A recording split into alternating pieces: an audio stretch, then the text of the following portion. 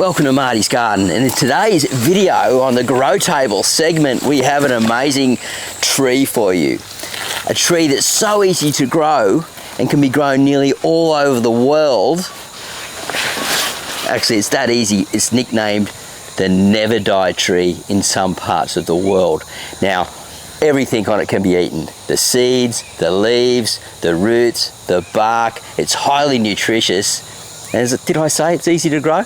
If that interests you, keep on watching the video, guys. It can be grown in warm temperate zones, the subtropics like I am here, and way into the tropical heat. And if you're in one of those zones, that means you can grow this tree too. Now, if you do live in very cold places, you can grow it as an annual, and it will be deciduous. I've got it planted here in my garden, which we'll talk about in a little bit, in a spot where it doesn't get any sun in the winter. So it becomes deciduous and drops all its leaf, but grows back as soon as it gets some warmth, and boom, lots of edible leaves. Am I growing it here?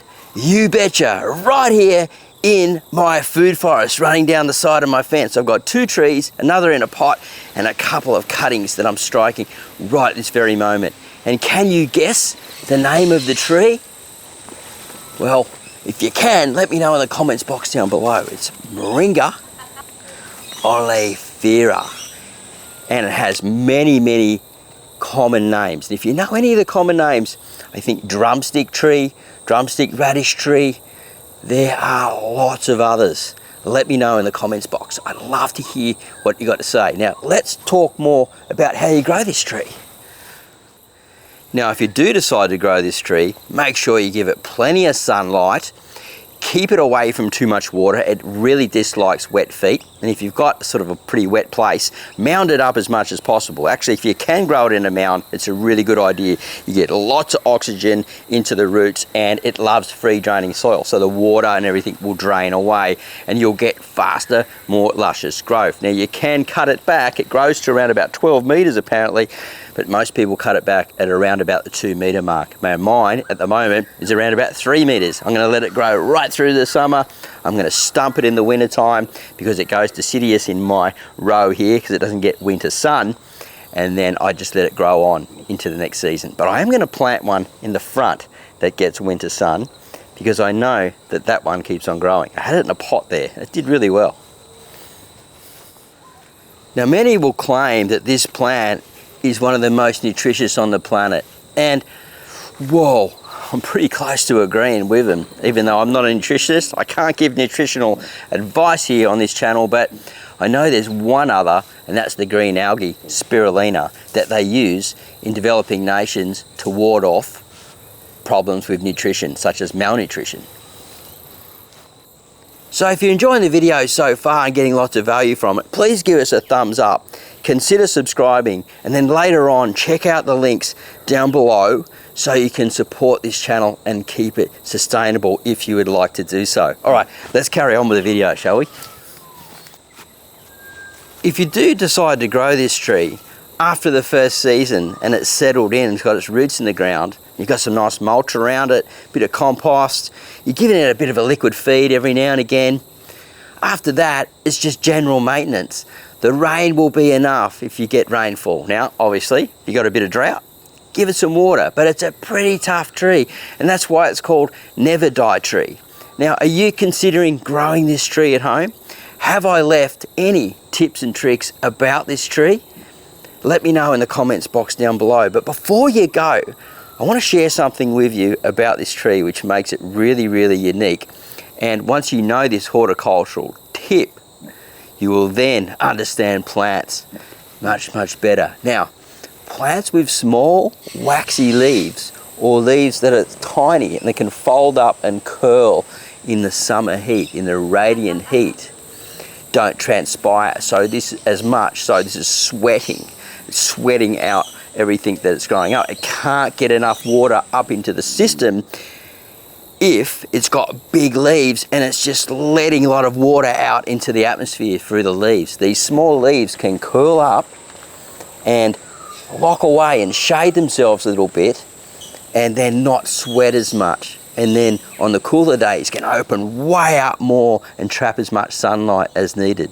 Now, in the larger leaves, they generally sit below in the canopies, such as houseplants that are pretty common. You'll notice they've got a big wide leaf, generally like a heart-shaped tear with a tip on the end, so when the water comes down it can drip down and catch water. Those plants need a lot more water. But plants that have little thin leaves, generally sometimes have a waxy coating or little hairs on them, they don't sweat as much. We call it transpiration, and they are tougher trees. And you see a lot of Australian natives that look exactly like this. So who is the moringa tree for, and why should you consider growing it at your place as well? Just like my big beauty here that I'm growing in my backyard. Well, I believe it's for people that want minimal fuss and want to be able to plant once and grow for years and years and get fresh food on their plate as much as possible and as often as possible. And if that may be you, then keep on watching this video.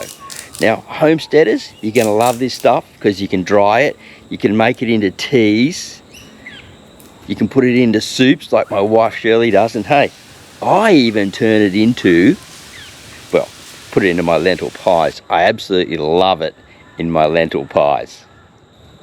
Permaculturists will also love growing it in their food forest zones, and reason being is because of many things that I'm mentioning already. It's just so easy, and it makes a great little tree that doesn't take up a lot of space, and you can walk into your food forest zone, collect some food and get cooking, which is really cool.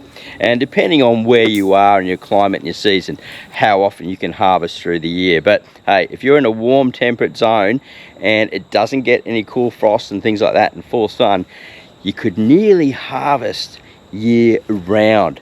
And I'm seeing that done in places around the Byron Shire near where I live. I also believe it's an amazing plant for preppers for all of the reasons that I've mentioned so far in this video. Now, unfortunately in Australia, this plant is not produced yet as a food source. It's still recognised as the government by some type of novelty plant, and you can sell it as a nutrient supplement, I believe. But hopefully that's going to change in the country and we can turn this into a food crop that can be sold locally throughout Australia. Now, if you're growing this tree and I've missed any tips and tricks or anything special about this tree, or you've got any questions at all, please leave them in the comments box down below. Love to hear from you guys. And remember, you can support the channel and keep it sustainable by going over to buymeacoffee.com/Marty's Garden, link in the description, and become a member there and keep this channel sustainable. Have a great day, happy everything, God bless, remember to love your neighbour, and we'll see you at the next video real soon. Bye for now.